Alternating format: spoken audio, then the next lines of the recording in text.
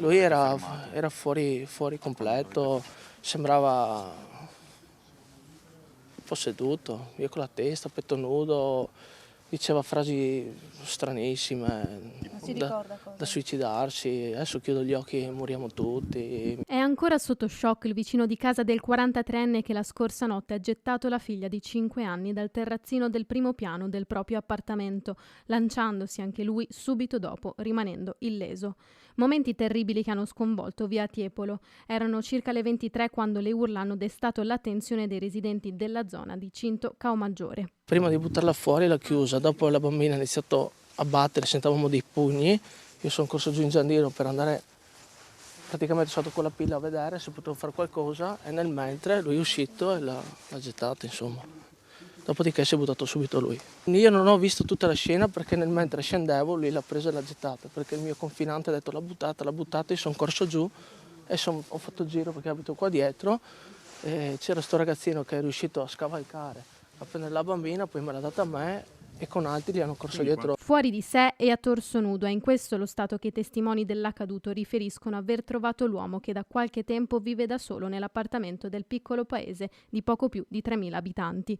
Separato dalla compagna aveva in affido la piccola bambina per le vacanze di Natale, un gesto sconsiderato che i residenti della zona non si spiegano. Ho chiamato io per primi carabinieri e io abito su le case quelle dopo. Ma il giorno prima di Anche la notte prima, specialmente la notte prima, alle 4 del mattino mi sono affacciato che lui è dato di testa e lì per lì pensavamo fossero dei ladri, qualcuno, abbiamo lasciato stare.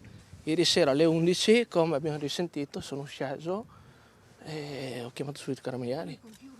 Lui ce l'aveva secondo me al telefono con la moglie che non era qua presente, ex moglie non lo so.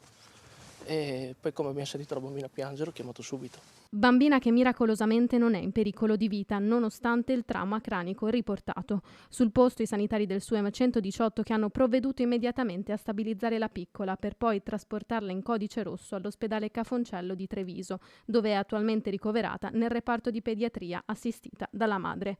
Il racconto di quei momenti ancora scolpito in chi l'ha soccorsa. Piangeva e basta, povera. Era tutta traumatizzata, balbettava, aveva tutti i capelli pieni di sangue. Ha risposto alle domande. Sì, dopo ha detto anche che aveva 5 anni, come si chiamava, bene o male dopo si è tranquillizzata. Sul posto sono intervenuti i carabinieri di Portogruaro. L'uomo, ancora fuori di sé, è stato portato in ospedale dove è tuttora piantonato in stato di fermo come indiziato di delitto con l'ipotesi di reato di tentato omicidio.